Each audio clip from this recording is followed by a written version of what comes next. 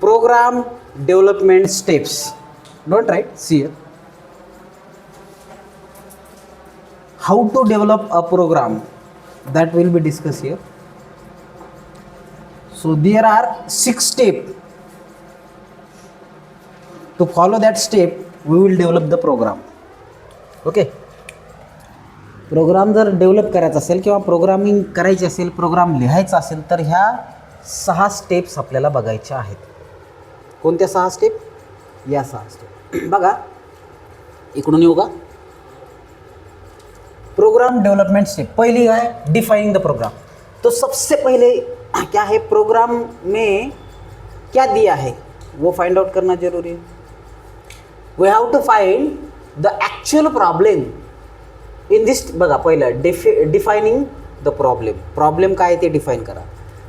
In this step to think very carefully about the problem that you want to program to solve. म्हणजे जो programme करायचा आपल्याला त्याच्याबद्दल व्यवस्थित विचार करून ठेवणं गरजेचं आहे. ही पहिली स्टेप. तो सबसे पहले आपका प्रॉब्लम क्या है ये आपको आना जरूरी है, तभी उसको सॉल्व कर पाएंगे. प्रॉब्लेम काय हेच कळलं नाही तर काय चालेल का? नाही. तर पहिले तुम्हाला डिफाइनिंग द प्रॉब्लेम काय आहे ते डिफाईन करणं गरजेचं आहे. म्हणजे फॉर एक्झाम्पल तुम्हाला ॲड करायचं आहे. ॲड करायचं तर मग काय करावं लागेल, कोणती संख्या ॲड करायची कोणासोबत, याचं व्यवस्थित काय करायचं, केअरफुली त्या स्टेप बघायच्यात किंवा काय काय दिलेलं आहे म्हणून. गिवन डेटा जसं असतो ना त्या पद्धतीचं. So defining the problem is first step. Okay. Then algorithm. बघा, अल्गोरिदम म्हणजे फॉर्म्युलेशन. आता गिवन लिहिल्याच्या नंतर आपण काय लिहितो, फॉर्म्युलेशन. त्याच पद्धतीने algorithm the formulation or sequence of operation or task need to perform by your program can be specify as a step in general English or often called as algorithm. म्हणजे जो sequence आहे ना त्याला आपण flowchart म्हणतो. कसा sequence start करायचं, program type करायचा, त्याच्यानंतर प्रोग्राम इन्स्ट्रक्शन लिहायच्या, लूपिंग करायची किंवा काय असेल ते प्रोसेस करायची, त्याच्यानंतर एक्झिक्यूट करायचा, रन करायचा. तर ह्या ज्या स्टेप आहेत त्याचा जो स्टेप बाय स्टेप सिक्वेन्स आहे, फॉर्म्युलेशन आहे, त्याला आपण काय म्हणतो, अल्गोरिदम म्हणतो. त्याला काय म्हणतो, अल्गोरिदम. पुन्हा एकदा लक्ष द्या. डिफाइनिंग द प्रॉब्लेम काय ते डिफाईन करा, त्याच्यानंतर अल्गोरिदम काढा, त्याच्यानंतर काय करा, अल्गोरिदम करा, नंतर flowchart. The flowchart is a graphical representation. Graph काढला जातो. Okay. Graphical representation of program operation और टास्क. जे आपण टास्क करतो किंवा ऑपरेशन करतो त्याचा ग्राफिकल रिप्रेझेंटेशन. हा अल्गोरिदम म्हणजे सिक्वेन्स आणि हा ग्राफिकल रिप्रेझेंटेशन. तर इथं आपण स्पेसिफिक ऑपरेशन और task is represented by graphical symbol such as circle, rectangular, diagonal or square or parallelogram.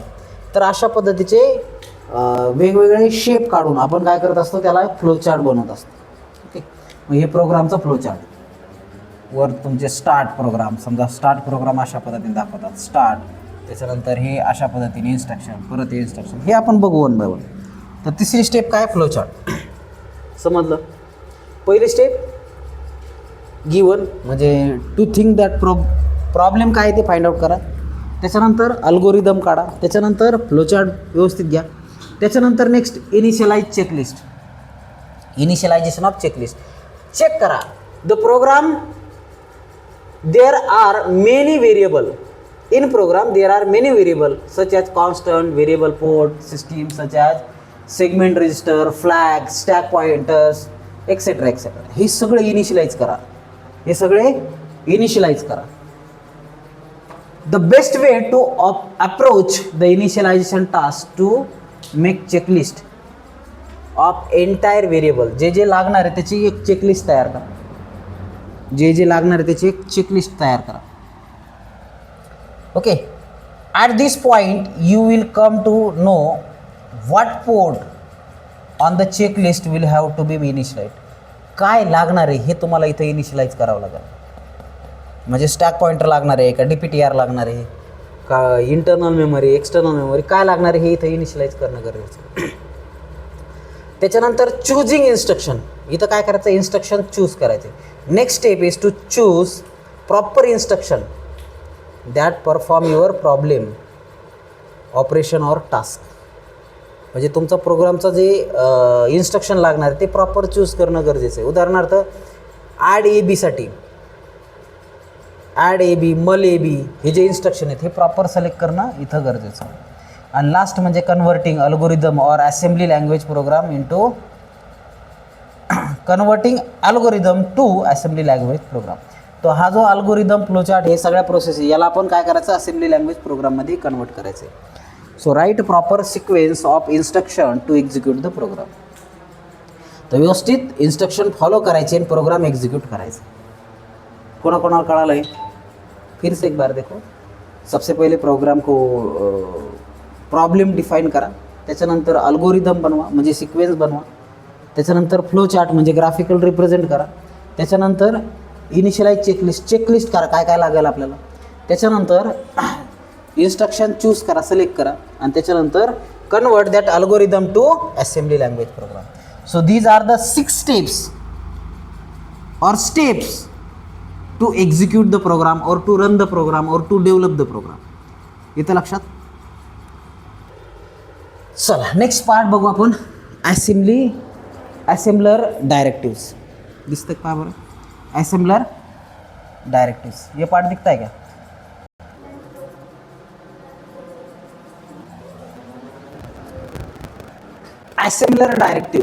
Assembler directive are used to define symbol, value, reverse or initialize storage space for variable and control.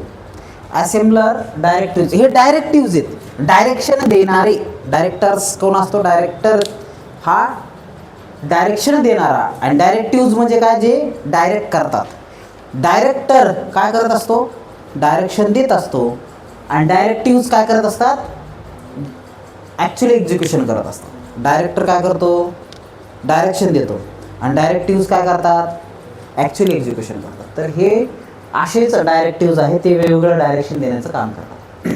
तर बघा, the assembler directives are use to define symbol, value, reverse and initialise program space for variables, initialise storage space for variables and control. तर हे काय करणार आहेत? हे वेगवेगळे directives त्या पर्टिक्युलर स्टोरेज स्पेसला कंट्रोल करणार आहेत, किंवा तिथं जे व्हेरिएबल येणार आहे त्याला इनिशियलाइज करणार. Initialize storage space for variable and controls initialize करणार आहेत, किंवा सांगणार आहेत, किंवा डायरेक्शन देणार आहेत. थोडक्यात डायरेक्टर म्हणजे काय? डायरेक्शन देणार आहे. ओके, आता फर्स्ट डायरेक्टिव्ह बघा, EQ म्हणजे काय? इक्वल. EQ म्हणजे काय? इक्वल. बघा, it is use to define a constant define करण्यासाठी याचा वापर करतो, to which memory location is not allocated by the assembler. Memory location allocated केले का? नाही.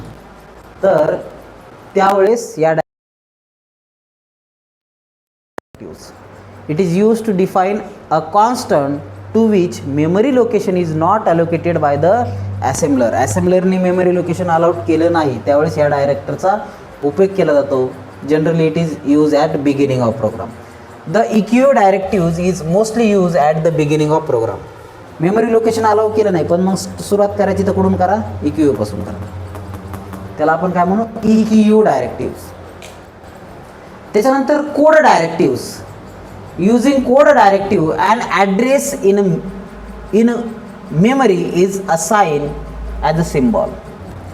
तर मग 64 KB जी मेमरी लोकेशन आहे त्याचा ॲड्रेस असाइन करण्याचं काम कोड करणार. उदाहरणार्थ कोड 1 काय घेतलंय? कोड 1 म्हणजे काय? त्या कोड 1चा जो ॲड्रेस आहे, समजा प्रोग्राम 1 2 3 4 पर्यंत आला, आणि इथं काय घेतलं आपण? कोड 5. मग 5 कोड जो आहे त्याचा ॲड्रेस 64 KB मेमरीमधून आपण फाइंड आउट करतो. ओके, ते इंडिकेट करण्याचं काम करतो. So 0265535 locations. त्याच्यानंतर नेक्स्ट आहे data directives. Using data directives and address within internal data RAM is assign. तर इथं आपण मेमरी लोकेशन असाइन करत नाहीत. इथं आपण काय करतो, कोड ॲड्रेस असाइन करतो आणि इथं आपण डेटा असाइन करतो. Okay, to a symbol and address must be in range 0 to 255. म्हणजे इथं आपण कोड घेणार आहे, इथं आपण डेटा घेणार आहे. ओके, डेटा कुठला, मेमरी रॅमचा, इथं रॉमचा होता. ओके, हे रॅमचं म्हणजे 0 to 255. ओके, त्याच्यानंतर नेक्स्ट आहे ORG directives, origin directive. These directives is used to define location in program memory where the program directive is to be placed.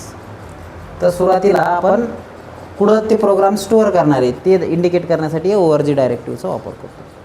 So this directives is use to define location in program memory where the program directive is to be place. Program directive कुठं place करणार त्याचं memory location करण्याचं indicate करण्याचं काम हे करणार ORG. त्याच्यानंतर end directive. End directive is use to indicate the end of program. Program थांबला, स्टॉप झाला ते इंडिकेट करण्यासाठी एंड डायरेक्टिव्हचा वापर करतो. त्याच्यानंतर DB, define byte, get bit data where the number or data can be okay. तर DB म्हणजे काय, डिफाईन बाईट. डिफाईन बाईट जर डिफाईन करायचं असेल तर DB लिहिता. So these are the assembler directives. 6 मार्काला नाही, पण आता 4 मार्काला तर उद्याच्या टेस्टला येणारच आहे. किती मार्काला, 4 मार्काला. हा येऊ शकतो पण हा येणारच, हा येऊ शकतो पण हा येणारच. बऱ्याच वेळेस 6 मार्काला विचारलेला आहे, जशाच्या तसा एवढंच लिहायचं. पाठ करू नका, समजून घ्या, पुन्हा एकदा सांगतो. So there are 6 directives. There are 6, only 6 directive are there. हे 6च डायरेक्टिव्ह आहेत. तर पहिलं बघा डायरेक्टिव्ह काय करतात, बघा डायरेक्शन देतात, मेमरी लोकेशन देतात किंवा इनिशियलाइज करण्याचं काम करतात. ओके, मेमरी प्रोग्रामसाठी. तर बघा EQ डायरेक्टिव्ह काय करणार आहे, मेमरी लोकेशन असाइन करत नाही त्याला. ओके, आणि ही जनरली आपण कुठं वापरतो, इनिशियल ऑफ प्रोग्रामच्या इनिशियली वापरतो. त्याच्यानंतर कोड डायरेक्टिव्ह. हा कोड डायरेक्टिव्ह काय करेल, ॲड्रेस डिटरमाइन करेल, त्या कोडचा ॲड्रेस डिटरमाइन करेल. ओके, आणि हा रॅममध्ये रॉममध्ये करतात. कशामध्ये, रॉम म्हणजे 64 KB मध्ये, म्हणजे 0 to 65,535 लोकेशन. त्याच्यानंतर डेटा डायरेक्टिव्ह. आता हे काय, कोड डायरेक्टिव्ह ॲड्रेस इंडिकेट करणार फ्रॉम मेमरी. कोणती मेमरी, रॉम. आणि डेटा डायरेक्टिव्ह हा काय करणार आहे, डेटा डायरेक्ट करणार. Okay, and address within a internal data RAM. हा इंटरनल डेटा रॅम आणि हे रॉम, इंटरनल मेमरी. हा इंटरनल डेटा रॅम आणि हे इंटरनल मेमरी. आता assign a program must be range of 0 to 255. तर तुम्हाला माहिती आहे रॅम किती असते रे, 8051 ची किती लोकेशन असतात, 0 to 255 म्हणजे टोटल लोकेशन 256. आणि रॅम किती असते, 64. ओके,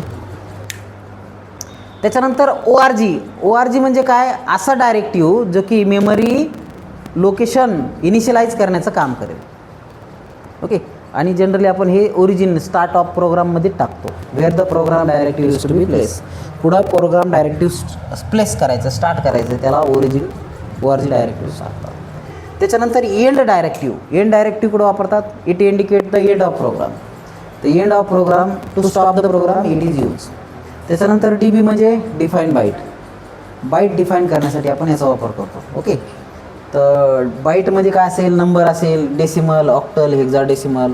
त्याच्यानंतर ASCII कोड किंवा अदर कोड्स हे सुद्धा असेल डिफाईन बाईटमध्ये. इथं लक्षात. सो राईट डाऊन दिस.